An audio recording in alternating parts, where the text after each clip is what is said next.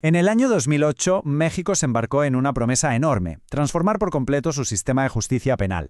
La idea era, por fin, poner a la víctima en el centro de todo. Pero claro, ha pasado más de una década y la realidad, bueno, la realidad cuenta una historia muy diferente. Vamos a meternos de lleno a analizar qué fue lo que salió mal. Para empezar, creo que esta frase es demoledora. Viene de abogados que están en el sistema día a día y captura la tensión de todo este asunto. ¿Cómo puede ser que en un sistema que se supone que busca la justicia sea más difícil ayudar a la víctima que al acusado? Esta paradoja es, digamos, el corazón de nuestro análisis. Todo empezó, como decíamos, con una grandísima promesa. Esta reforma constitucional de 2008 se vendió como la gran solución, una que iba a modernizarlo todo y hacer la justicia mucho más ágil. Y para las víctimas, lo que se prometía era de verdad revolucionario. Y creo que esta comparativa lo deja clarísimo. Antes de la reforma es que la víctima era casi una figura decorativa, un simple testigo en su propio caso, poco más. La promesa era darle la vuelta a esto, convertirla en un sujeto activo, o sea, una parte clave con derechos y voz propia dentro del proceso. Sobre el papel, esto sonaba genial. Era uno de los grandes logros de la reforma. Se crearon figuras nuevas como el asesor jurídico y se dieron derechos a las víctimas para que pudieran proponer pruebas, oponerse a decisiones, en fin, para que tuvieran una voz real. La intención era impecable, pero la ejecución, bueno, aquí es donde la historia se tuerce. Y aquí pasamos de esa promesa a la cruda realidad. Porque en lugar de un camino recto y claro hacia la justicia, lo que se acabó construyendo fue algo que los expertos llaman el laberinto de la impunidad. La idea es esta. El sistema se ha convertido en un auténtico laberinto. Mientras que el acusado, en muchos casos, solo tiene que sentarse a esperar que la fiscalía demuestre algo, la víctima se ve obligada a empezar una carrera de obstáculos, un camino súper confuso desde el mismo momento en que pone la denuncia. La imagen es muy potente porque es que describe a la perfección la experiencia. Se entra buscando justicia y se termina peleando contra el propio sistema que debería dártela. Vamos a ver cuáles son los muros que construyen este laberinto.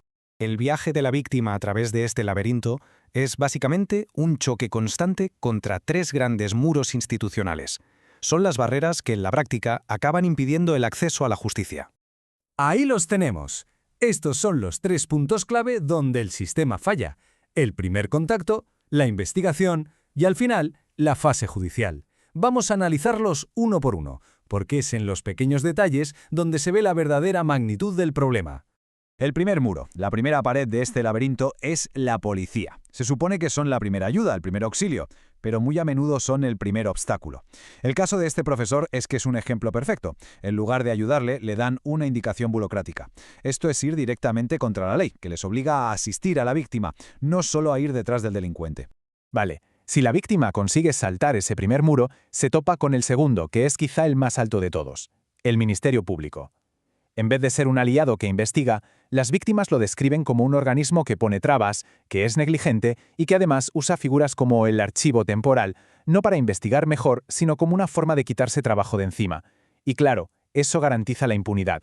Y si un caso milagrosamente sobrevive a la policía y al Ministerio Público, llega al Poder Judicial. Y aquí el muro es otro: un formalismo exagerado y una lentitud que desespera. Como el caso de ese fraude, donde las víctimas tuvieron que esperar un año entero solo para una audiencia. Cuando la justicia tarda tanto, pues sencillamente no es justicia.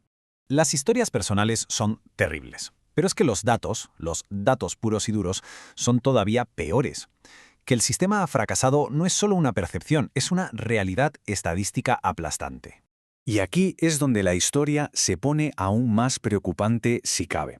Miren, con el sistema de antes, la impunidad ya era altísima, un 94%. Pero es que con el nuevo sistema, que se supone que iba a ser más eficiente, la impunidad no ha bajado, ha subido. Este es el dato clave, un 99% de impunidad. Pensemos un momento en lo que esto significa. Significa que de cada 100 delitos que se cometen y se denuncian, 99 se quedan sin castigo. Es básicamente un colapso funcional casi absoluto del sistema desde el punto de vista de la víctima. Y esta es la ironía más cruel de todas. La gran reforma que prometía dar poder y justicia a las víctimas ha conseguido, en la práctica, un sistema que garantiza la impunidad de una forma todavía más eficaz que el que había antes. Ese 99% no es solo un número frío. Detrás de esa cifra hay historias, hay dramas y hay personas cuya confianza en el sistema ha sido destrozada por completo. Casos como el del fraude masivo de Cifra, el colapso del metro, el feminicidio de Erika Guadalupe o la tragedia de la guardería ABC son solo la punta del iceberg.